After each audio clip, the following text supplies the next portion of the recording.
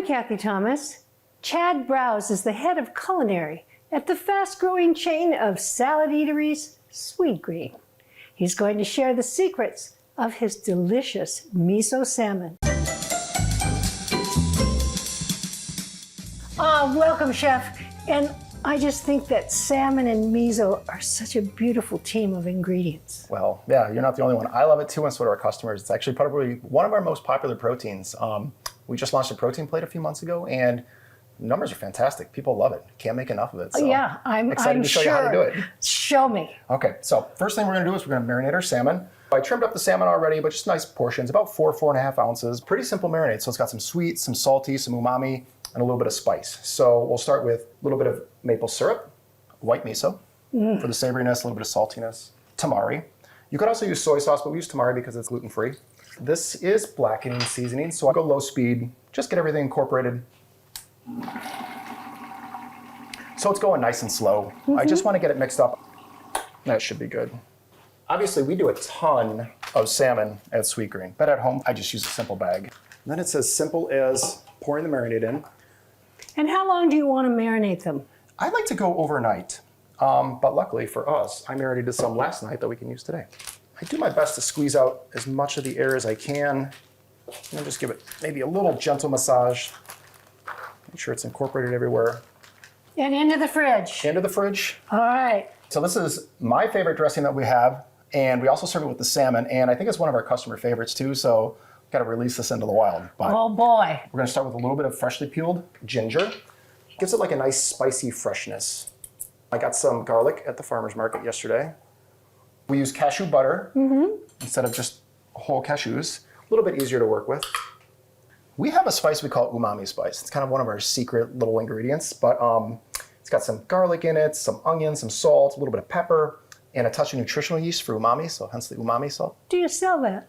We don't sell it yet, but it's something you might see in the future. And a little bit of crushed red pepper, give it some more kick. For sweetness, we really like to use maple syrup. Touch of water, we might add some more as we're blending, but this is gonna help our emulsification. Rice wine vinegar for that tang or that bite. I love rice vinegar. As a matter of fact, I like all vinegars. Yeah, I'm a huge proponent of acidity in my food. Lime, for instance, kind of adds a nice freshness to this. We're gonna ease up the speed. When it looks like it's nicely pureed, we'll turn it down some.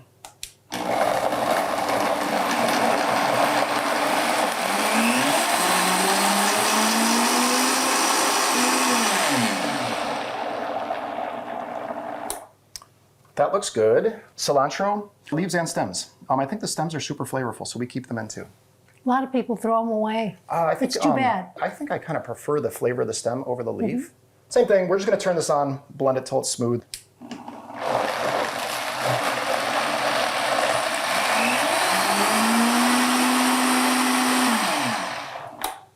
We're gonna add in our oils. Untoasted sesame oil, this is for flavor. Just stream it in there, not too fast, not too slow. And the second one's gonna be avocado oil, and that's kind of for a little bit of body. If you put it in too fast and it breaks, it still tastes delicious.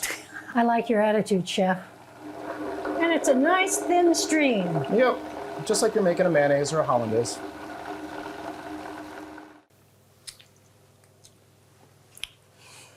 Rich. It's just a little bit of ginger delicious. Bite, some garlic spice to it. Yeah. Very nice, very light and bright. Now the salmon. Okay, so I pulled the salmon out of the marinade, put it on a little bit of paper towel to kind of take up any extra. It's gonna help it sear a little better.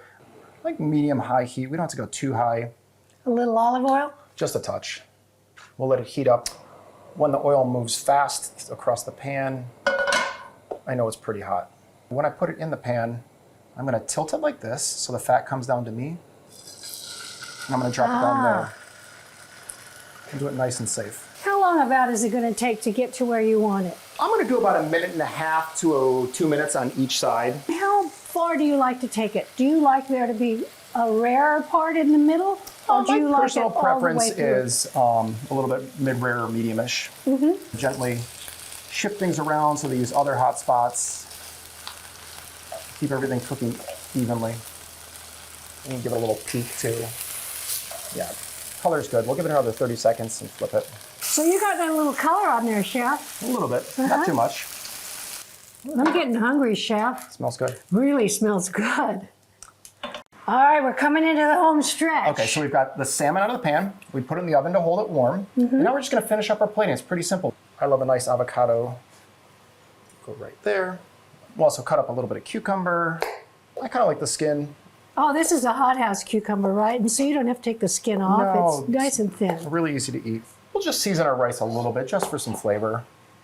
A little bit of salt, splash of rice wine vinegar, and some olive oil. We don't do it in the store, but you could also chop some herbs and throw it in there. It'd be really delicious. Oh, we've got that beautiful dressing. Oh yeah. We'll put some of those pickled onions on there. You can see some of the coriander on it. Some furikake, sprinkle right on top there. And some crispy onions. And we'll finish with our salmon. Oh, look at that salmon. And we serve this on the side in the restaurant, but I take it and I go right over my salmon with it. And that's just how we serve it at Sweetgreen. Oh, it's gorgeous, Chef, and I can hardly wait to get a fork. You've been very generous. Thank you, Cathy. Appreciate it. Here's a quick tip from Melissa's. Something like a custardy baked pancake. Clafouti is a French dessert that showcases fruit that's covered with a thick, flan-like batter. Butter a 9-inch gratin dish, or if you prefer, use a 9-inch cake pan. Toss fresh raspberries with a tablespoon of sugar. I like to use a silicone spatula because the berries are delicate, right? Add whole milk, sugar, creme fraiche, eggs, and a pinch of salt. Oh yeah, and a little flour. Then pulse to combine. Pour over the batter. Cool, then dust with powdered sugar. I like to serve it with sweetened whipped cream or creme fraiche.